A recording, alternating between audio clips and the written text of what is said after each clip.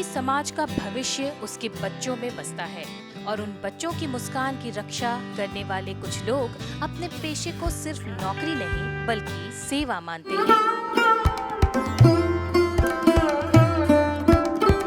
Doctor Rajiv Kumar का कहना है कि उनका बचपन बिल्कुल सामान्य रहा। उस दौर में मोबाइल नहीं थे, इसलिए दिन भर मैदान ही उनकी दुनिया हुआ करती थी। गुल्ली डंडा, गोली, कबड्डी, खो खो और लुका छिपी जैसे खेलों के बीच बीता उनका बचपन आज भी उनकी यादों में ताज़ा है। उनका मानना है कि यही खेल टीम भावना, अनुशासन और जीवन के महत्वपूर्ण सबक सिखाते थे। मेरा बचपन भी बिल्कुल आम बच्चों की तरह था। बचपन से ही जो हम लोग के समय तो मोबाइल गेम नहीं था, टीवी नहीं थी, तो हम लोग के समय जो खेल थे गुल्ली डंडा था, गोली था, कबड्डी था, खो खो था, यही हम लोग खेलते रहे हैं बचपन में। लुक्का छुपी, ये सब खेल था हम लोग का बचपन में, और बचपन बिल्कुल आम बच्चों की तरह ही था।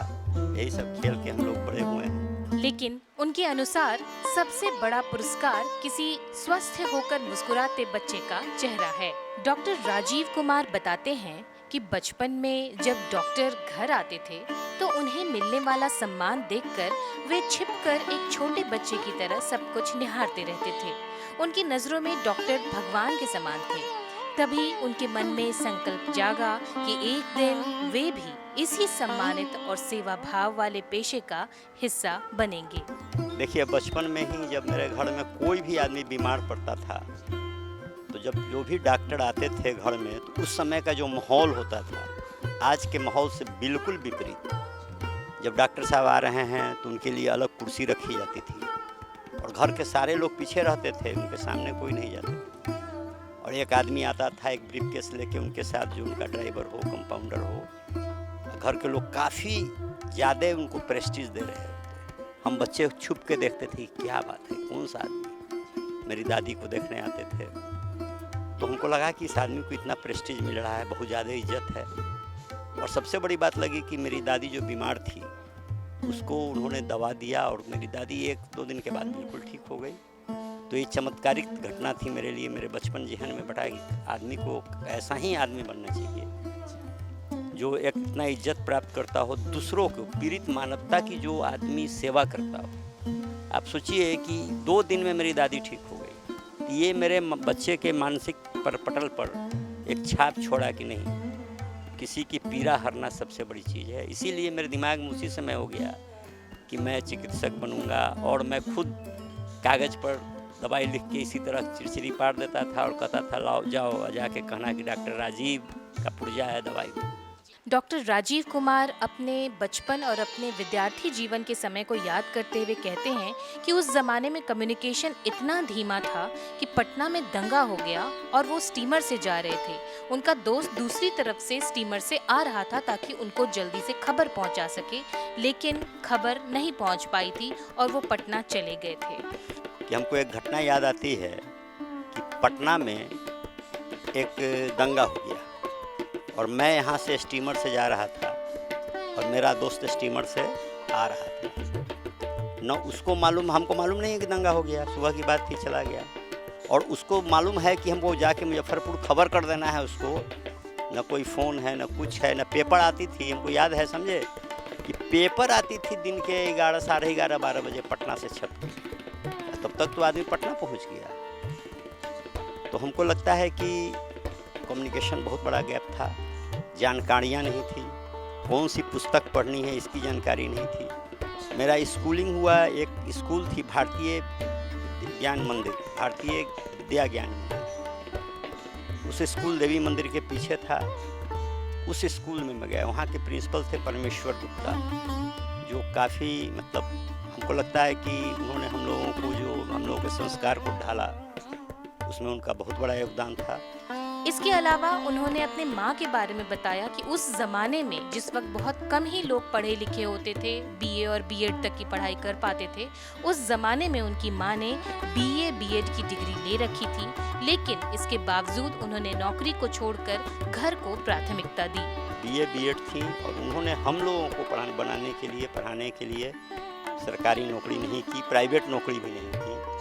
घर पर हम लोगों का, हम 3 भाई हैं और हम लोगों का पूरा देख रेख की, शिक्षा दी, ऐसा माहौल दी।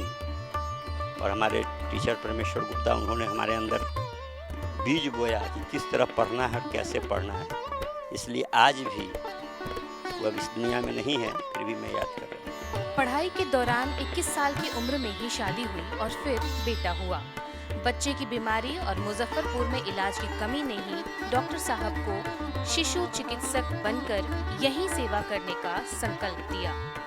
92 सीट्स में बहुत टफ कंपटीशन था और उसके बाद हम मेडिकल में मेरा दाखिला हुआ। और आपको बता दें कि मैं जब पढ़ रहा था, किसी भी पारिवारिक वजह के कारण मेरी शादी पढ़ने की स्थिति में ही हो गई। मेडिकल स्टूडेंट था मैं, 18.5 वर्ष की उम्र में मेडिकल में दाखिला हो गया था। शादी हो गई, आप सोचिए 21 साल में शादी हो गई, 22-23 साल में बेटा हो गया और बेटा बीमार पड़ गया और मैं वहाँ यहीं था। तो यहाँ के जो बहुत उस समय के प्रसिद्ध शिशु चिकित्सक थे, उनके पास ले जाया गया। उन्होंने कहा कि इसको मेडिकल कॉलेज में भर्ती करना होगा। ठीक है, मेडिकल कॉलेज गए। मेडिकल कॉलेज की स्थिति उस समय ऐसी थी, ऑक्सीजन नहीं था। कहा गया हमको कि ऑक्सीजन बाहर के दुकान वाला भाड़ा पड़ देता है। हमको लगता है 15 रुपया घंटा या 10 रुपये घंटा था। वो ऑक्सीजन सिलेंडर आपको लेके, सामने एक दवा की दुकान थी, उससे सिलेंडर लेके आना पड़ा। और जो स्थिति थी मेडिकल कॉलेज की, आज जो ये मेडिकल कॉलेज है उसके तुलना में बहुत ही खराब स्थिति है।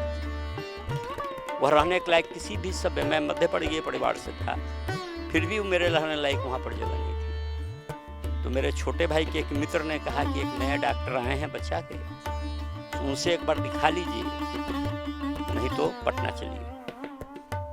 वहाँ से हम लोग चले आए और उसको दिखाएं उनसे। उन्होंने कहा कि नहीं, आप घर पर रह के ही ये सब सुई दवाई चलाइए और ऑक्सीजन की ज़रूरत पड़ेगी तो ऑक्सीजन सिलेंडर आ जाएगा। खैर जो भी हो, मेरे दिमाग में उसी समय ये बात कौन था कि इस शहर में एक जिला है जहाँ मेडिकल कॉलेज है, जहाँ सदर अस्पताल है, वहाँ ऐसी व्यवस्था नहीं है कि एक आदमी को, मुझ जैसे आदमी को जो मैं मेडिकल स्टूडेंट हूँ, या ऑक्सीजन सिलेंडर उपलब्ध नहीं हो पा रहा। तो हमको एक ऐसा चिकित्सक बनना है जो कि ऑक्सीजन सिलेंडर हर बच्चे को उपलब्ध हो पाए और मैं बच्चा का ही डॉक्टर बनूं। यह मैंने उसी समय निर्णय लिया था जिस समय मैं सेकेंड MBBS में था। आज तो खैर केजरीवाल में मैंने ऐसी व्यवस्था कर दी है कि 24 hour round the clock paediatrician मिलेंगे, बच्चे के डॉक्टर, जो कि आपके सदर अस्पताल और मेडिकल कॉलेज में मिलेंगे। केजरीवाल में 24 आवर बच्चे के डॉक्टर उपलब्ध होंगे, जो MD इन पीडियाट्रिक्स हैं या DNB इन पीडियाट्रिक्स हैं या DCH हैं, वो मिलेंगे आपको 24 आवर्स राउंड द क्लॉक। तो ये व्यवस्था मेरे मन में था और ईश्वर की कृपा से, मेरी माँ के आशीर्वाद से, पिता के आशीर्वाद से ये किया है। और इस शहर के लोग ही नहीं, पूरे उत्तर बिहार में हमको लगता है किसी को भी किसी भी समय ज़रूरत होगी, किसी भी डॉक्टर से इलाज कराता हो, इमरजेंसी में उसको केजरीवाल मिल जाए। डॉक्टर राजीव कुमार का कहना है कि उनका पहला सम्मान कॉलेज ऑफ चेस्ट फिजिशियन और अवंतिका सेवा संस्थान के द्वारा दिया गया। यह उनके लिए खास पल था क्योंकि उनके काम को पहचान मिली थी, क्योंकि मुजफ्फरपुर में बच्चों की बेहतर चिकित्सा व्यवस्था के अभाव और अपने बच्चे की बीमारी से मिली सीख ने उन्हें यहीं रहकर शिशु चिकित्सा को समर्पित होने की प्रेरणा दी थी। तो हमको लगता है कि सबसे पहला अवार्ड हमको college of chest physicians Delhi, पहला अवार्ड मुझे वहाँ से मिला, विशिष्ट चिकित्सा मेडल अवार्ड उन्होंने मुझे दिया पहली बार। उसके बाद अवंतिका सेवा संस्थान के द्वारा, और अब तो इतने ज़्यादा अवार्ड हैं कि मैं पूरे अवार्ड को गिन भी नहीं पाता हूँ। शुरुआती अवार्ड्स थे। उसके बाद तो प्रभात खबर, दैनिक जागरण, दैनिक भास्कर, हिंदुस्तान, जितने भी मीडिया हाउस है, सभी के अवार्ड्स हमको मिले हैं, चिकित्सीय सम्मान। देखिए, स्कूल के जो बचपन के दोस्त होते हैं, उस समय तो दोस्ती दूसरे तरह की होती है, कोई स्वार्थ नहीं होता है, कोई समझ नहीं होती है। आज भी मेरा एक मित्र है, लोग उसको लाला अच्युतानंद किशोर के नाम से जानते हैं, प्यार से लोग उसको नवीन जी कहते हैं, और वह बहुत सारे लेख किताबों में लिखता भी है, लिखते भी हैं, समाजवादी विचार के धारा से जुड़े हुए हैं काफ़ी। माने उनको हम समझते हैं कि कोई ऐसा व्यक्ति नहीं है पॉलिटिकल फील्ड में हो या सोशल फील्ड में जो उनको नहीं जानता हो। आज भी वो झोला लेके साइकिल पर चलते हैं और रिटायर कर चुके हैं इंश्योरेंस कंपनी में मैनेजर से। तो जो सबसे ज़्यादा हमको परेशानी लगती है वो है कि बच्चा नहीं खाता है तो माँ मोबाइल थमा देती है और उसमें कोई रील चला देती है, वो कैसा भी रील, बच्चा उस रील को देखता है और माँ क्या डाल रही उसको नहीं मालूम, वो खाया जाता है पेट में और माँ का बस काम खत्म। यही काम रह गया है माताओं का कि बच्चा रो रहा है मोबाइल थमा दो, बच्चा नहीं खा रहा है मोबाइल थमा दो। और मैं समझता हूँ कि बहुत बड़ा बच्चों के साथ, आने वाले भविष्य के साथ खिलवाड़ किया जा रहा है। आज कुछ देश जैसे कि उन्होंने 18 साल से नीचे के बच्चों के लिए प्रतिबंधित कर दिया है और अगर माँ बाप उसको देते हैं तो उनको जुर्माना किया जाता है। यही कानून भारत में होना चाहिए। तो सवाल है कि मैं इतना व्यस्त रहते हुए भी स्पोर्ट्स का उद्घाटन कर रहा हूँ, क्यों? मुझे स्पोर्ट्स से रुचि है। ये रुचि भी बचपन में ही डाल देना चाहिए। आउटडोर गेम हो, इंडोर गेम हो, ज़रूर होना चाहिए। फिजिकल एक्टिविटी नहीं होने से आज बच्चों में ओबेसिटी। मैं बच्चों का डॉक्टर हूँ, आपको बता दूँ कि मैंने बरसों नहीं देखा था कि बच्चों में चीनी की बीमारी हो। आज बच्चों में चीनी की बीमारी हमारे इलाज में है। मुजफ्फरपुर शहर के बच्चे जो डायबिटिक है, इसकी जो संस्कृति है, पिज्ज़ा बर्गर की संस्कृति, ये हमारे बच्चों में पेरेंट्स के द्वारा डाला जा रहा है। हम लोगों को राम की कहानी आज भी बजवानी याद है, कृष्ण की कहानी पूरी याद है, उनका बाल कांड, सुंदर कांड, जितना भी रामायण के उसकी दोहे याद हैं। सही सवाल उठता है किसने सिखाया? ये हमारे अंदर किसने डाला? हमारी दादी, नानी, पिताजी, माताजी। दूसरा जो कम्युनिकेशन का मैंने बात कहा, आज 70% महिलाएं और पुरुष गूगल से लेके आते हैं कि मेरे बच्चे को यहाँ ग्लैंड हो गया है, डॉक्टर साहब ये कैंसर नहीं है। फोबिया बहुत है और कम जानकारी। देखिए गूगल आपको जानकारी नहीं दे सकता है जो जानकारी हम दें। हम जानते हैं कि यहाँ पर लिम्फ नोड बढ़ा है, इसका कारण क्या हो सकता है। हम एग्जामिन करते हैं, वह एक रफ देता है कि कैंसर भी हो सकता है, टीबी भी हो सकता है। तो आप सोचने लगे कि हमारे बच्चे को टीबी तो नहीं हो गया, मेरे बच्चे को कैंसर तो नहीं हो गया, और इस डर से वो डॉक्टरों के पास जा रहे हैं। तो मैं अभी जो भी यंग डॉक्टर्स आ रहे हैं उनके पास चैलेंजेस ज़्यादा है। उनको ये सब चीज़ जो हमको फेस नहीं करना पड़ा, हमारे समय के डॉक्टरों को फेस नहीं करना पड़ा। हम लोग के समय में याद है कि जब मैं जाता था हॉस्पिटल तो लगभग जितने भी मरीज के अटेंडेंट होते थे पाँव छूते थे। आज देखिए परिवेश कितना बदल गया। तो ये बहुत सारी बातें हुई आपसे, आपके बचपन के बारे में जाना, किस तरह से आपने पीडियाट्रिशियन को चुना, इस डिपार्टमेंट को चुना, इसके बारे में हमने जाना।